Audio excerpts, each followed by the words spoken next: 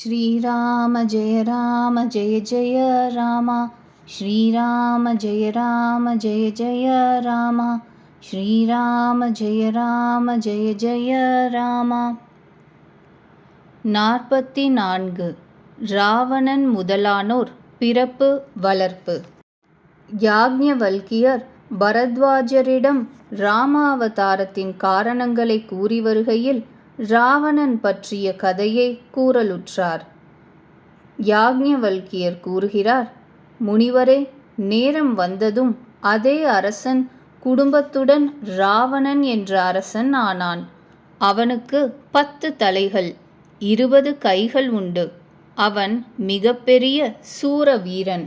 அரசனின் தம்பி அரிமர்தனன் இருந்தானே, அவன் பலம் மிகுந்த கும்பகர்ணன் ஆனான். தர்ம ருச்சி என்ற பெயருள்ள மந்திரி இருந்தாரே, அவர் மாற்றான் தாயிடம் பிறந்த இளைய தம்பி ஆனார். அவர் பெயர் விபீஷணன். அவரை உலகம் அனைத்தும் அறியும். அவர் விஷ்ணு பக்தன், ஞானம் விஞ்ஞானங்களின் உறைவிடம். ராஜகுமாரர்களும் சேவகர்களும் பயங்கரமான அரக்கராயினர். அவர்கள் பல ஜாதிக்காரர்கள், நினைத்தபடி உருவம் எடுப்பவர்கள், கொடியவர்கள், கெடுமதி படைத்தவர்கள், பயங்கரமானவர்கள், விவேகமற்றவர்கள், ஈரமற்றவர்கள், ஹிம்சை புரிபவர்கள், பாவிகள், உலகம் அனைத்துக்கும் துயரம் அளிப்பவர்கள். அவர்களை வர்ணித்து மாளாது. அவர்கள் புலஸ்திய முனிவரின் தூய்மை ஆக்குகின்ற அப்பழுக்கற்ற ஒப்புமவையற்ற குலத்தில் பிறந்தவர்கள். ஆயினும் அந்தணர் சாபத்தின் காரணமாக பாபமே வடிவாயினர். 3 சகோதரர்களும் பலவிதமாக பெரிய கடினமான தவம் செய்தனர். அதை வர்ணிக்க இயலாது. அவர்களுடைய உக்கிரமான தவத்தை கண்டு பிரம்மதேவன் அவர்களிடம் சென்றார். கூறினார், அப்பா, நான் வந்திருக்கிறேன், வரம் கேட்பாய். ராவணன் பணிவுடன் அவர் திருவடிகளை பற்றி கொண்டு கூறினான், உலகத்திற்கு ஈசனே, கேளுங்கள். வானரர்கள் மனிதர்கள் இந்த 2 ஜாதியை தவிர யார் அடித்தாலும் நான் சாகக்கூடாது. இந்த வரம் அளியுங்கள். சிவபெருமான் கூறுகிறார், நானும் பிரம்மதேவனும் சேர்ந்து அவனுக்கு வரம் கொடுத்தோம். அப்படியே ஆகட்டும், நீ அரிய தவம் செய்தாய். பிறகு பிரம்மதேவன் கும்பகர்ணனிடம் சென்றார். அவனை பார்த்ததும் அவருக்கு ஆச்சரியம் மிகுந்தது. இவன் தினந்தோறும் உண்ண ஆரம்பித்தால் உணவு அனைத்தும் அற்று போய்விடும். இவ்விதம் ஆலோசித்து பிரம்மதேவன் சரஸ்வதியை ஏவினார். அவனுடைய புத்தியை திகைக்க வைத்தார். அதனால் அவன் 6 மாதம் தூக்கம் என்ற வரம் கேட்டான். பிறகு பிரம்மதேவன் விபீஷணன் அருகே சென்று கூறினார், குழந்தாய், வரம் கேள். அவன் பகவானுடைய திருவடி தாமரைகளில் வேறு பயன் கருதாத பக்தியை வேண்டினான். அவர்களுக்கு வரமளித்துவிட்டு பிரம்மதேவன் போய்விட்டார். மூவரும் மகிழ்ச்சியுடன் தம் வீடு திரும்பினர். மயன் என்ற அசுரனின் பெண் மந்தோதரி என்ற பெயருள்ள கன்னி இருந்தாள். மிக அழகானவள், பெண்களில் சிறந்தவள். மயன் அவளை அழைத்து வந்து ராவணனுக்கு மனம் முடித்தான். இவன் அரக்கர்களுக்கு அரசனாவான் என்பது அவனுக்கு தெரியும். நல்ல பெண்ணை கைப்பிடித்து ராவணன் மகிழ்ந்தான். பிறகு அவன் தேடி 2 சகோதரர்களுக்கும் திருமணம் முடித்தான். கடலின் நடுவே திரிகூட்டம் என்ற மலையின் மேல் பிரம்மாவினால் கட்டப்பட்ட ஒரு பெரிய கோட்டை இருந்தது. மகா மாயாவியான கைதேர்ந்த கலைஞனான மயன் என்ற அசுரன் அதை மேலும் அழகுபடுத்தினான். அதில் இரத்தினங்கள் இழைத்து தங்கத்தினால் பல மாளிகைகள் கட்டினான். பாம்புகளின் இருப்பிடமான போகாவதி அமைந்தது போல, இந்திரனின் இருப்பிடமாக அமராவதி அமைந்தது போல, அவற்றையும் காட்டிலும் அதிக அழகும் காப்பும் உள்ள கோட்டை அமைந்தது. உலகில் அது லங்கை என புகழ் பெற்றது. அதன் நாற்புறமும் ஆழமான கடல் அகழிகள் சூழ்ந்திருந்தன.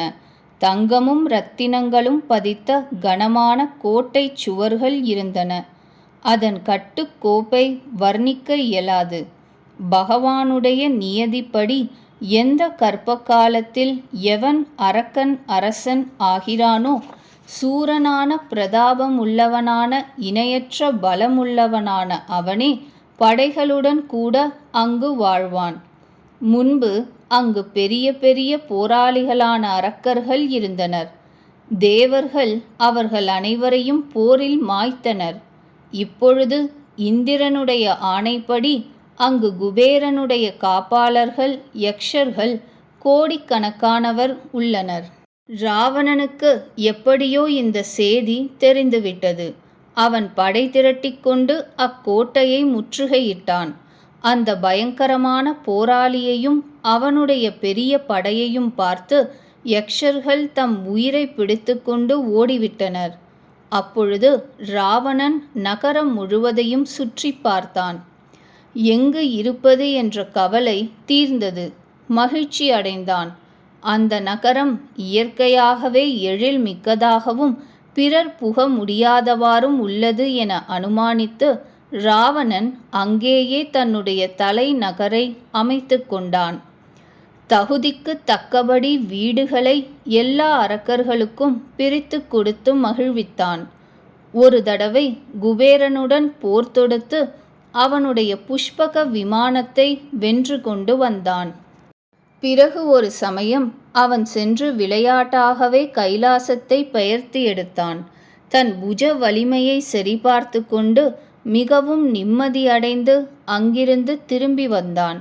சுகம், செல்வம், மக்கள், படை, துணைவர், வெற்றி, பிரதாபம், பலம், புத்தி, பெருமை இவையெல்லாம் தினந்தோறும் புதிது புதிதாக அவனுக்கு வளர்ந்து வந்தன. ஒரு லாபம் கிடைத்தால் மேன்மேலும் அதன் பேரில் பேராசை வளர்வது போல மிகவும் பலசாலியாக கும்பகர்ணன் என்ற தம்பி இருந்தான். அவனுக்கு ஈடாக இணையாக ஒரு போராளி உலகில் பிறக்கவே இல்லை. அவன் கல்லை குடித்துவிட்டு 6 மாதங்கள் தூங்குவான். அவன் விழித்தவுடனே மூவுலகும் நடுங்கின. அவன் அன்றாடம் உணவு உண்பானானால் அப்பொழுது உலகமனைத்தும் விரைவில் காலியாகிவிடும். அவன் போரிலும் வல்லவனாக இருந்தான். அத்திறனை சொல்லி மாளாது. லங்கையில் அவனுக்கு ஈடான எண்ணற்ற வீரர்கள் பலம் மிகுந்து இருந்தனர். மேகநாதன் ராவணனுடைய மூத்த குமாரன். அவன் உலக போர் வீரர்களில் முதன்மையானவன். போரில் அவனை எவரும் எதிர்த்து நிற்க முடியாது.